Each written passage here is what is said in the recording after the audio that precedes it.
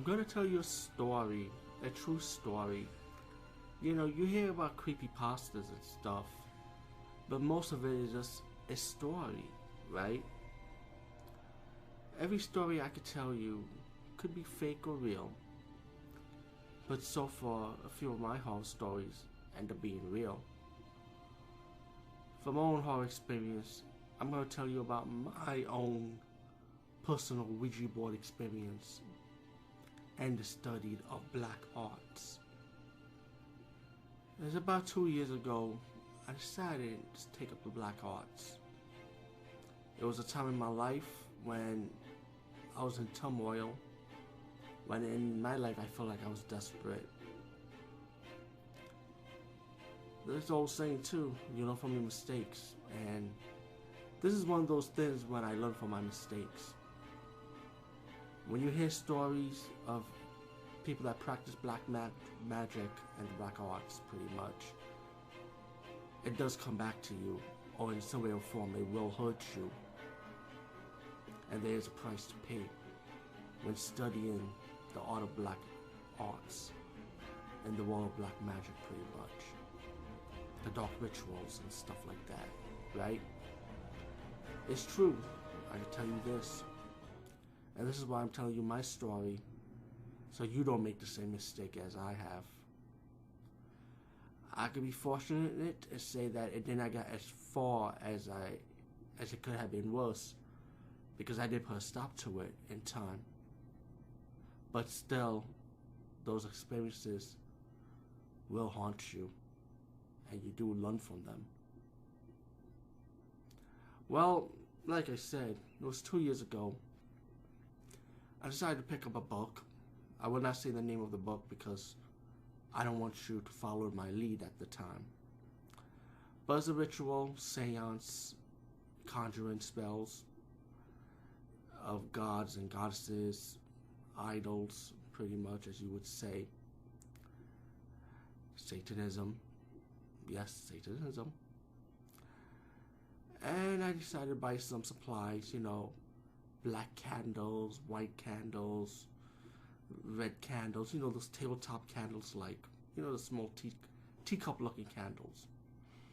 I bought a black mirror. I did not buy a Ouija board, but I did make my own Ouija board out of paper. But they say when you make stuff by hand, it's like your energy focuses on it. So I made up my own Ouija board pretty much. And I had my own unique style of doing my own conjuring, you know. Trying to change things a little bit around. Right? Excuse me.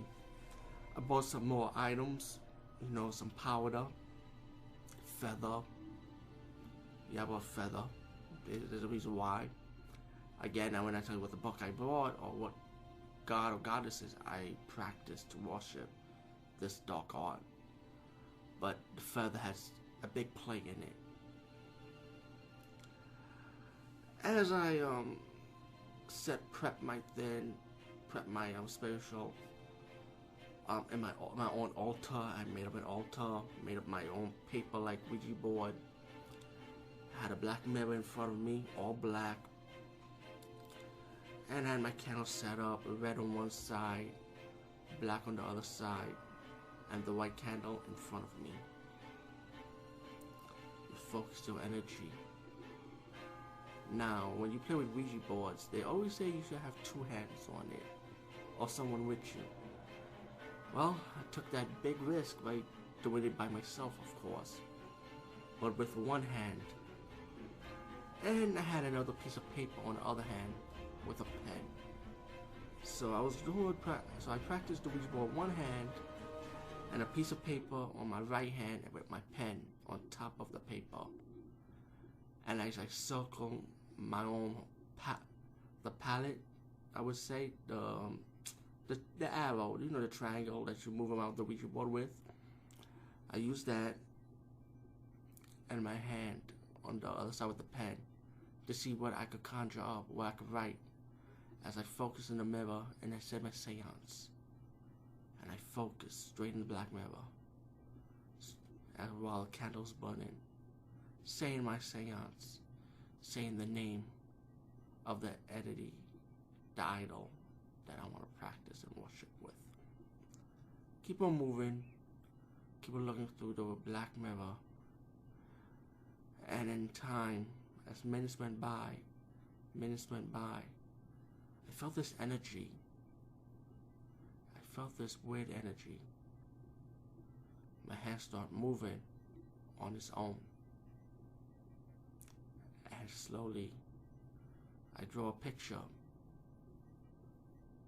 I don't know what I was drawing, but I kept moving the Ouija board, my homemade Ouija board on my left hand, until my hand felt like it was ready to stop, while at the same time, my right hand was still drawing.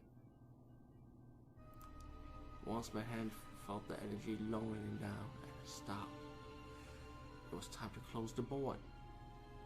And remember, when you use the Ouija board, close the board. Goodbye. So the session was over. As I looked through the mirror, focused my energy, I really didn't see anything what I know of.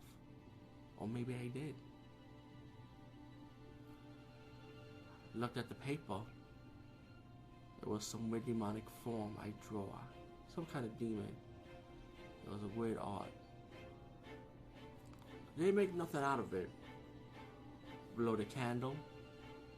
Close the session, of course. Sprinkle holy water around my altar. Close the black mirror with a cross with the holy water. Make sure nothing don't come out that black mirror. You know, you have to close the mirror too, because it's a portal. You gotta close the portal. Went to sleep, start having dreams, hearing clicking sounds on my glass window, and that was a week later. Something wasn't right, and I realized, just be careful what you do. But you may say that was something, right?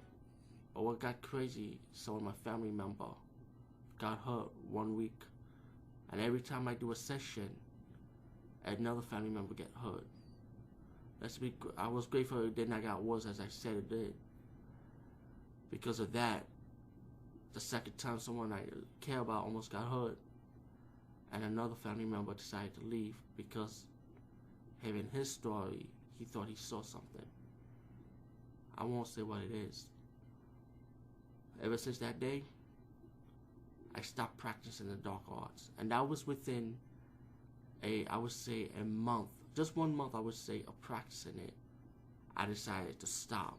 Everything I brought, I put in a black bag, throw it out the window, spray the holy water, make sure all the portals are closed, and already something happened.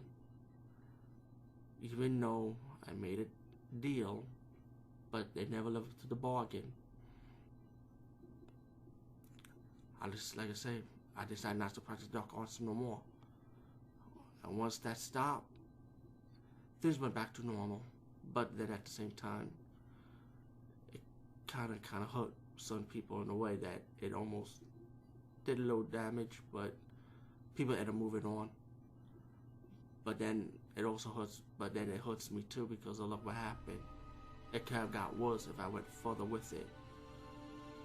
And I'm glad I stopped. And I'm gonna tell everyone, don't ever practice black magic. Don't ever practice the dark arts. Because nothing good comes out of it. If you're a good person, and know you are, you don't need to practice none of that nonsense. Just be you, and believe in what you believe in, and move on with your life. Because at the end of the day, we all got problems, and nothing ain't perfect. We can only try and make it better. So to anyone that listens to my story, don't make the same mistake as I did.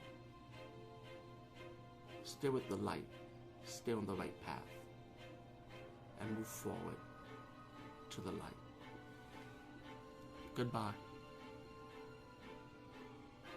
and have a happy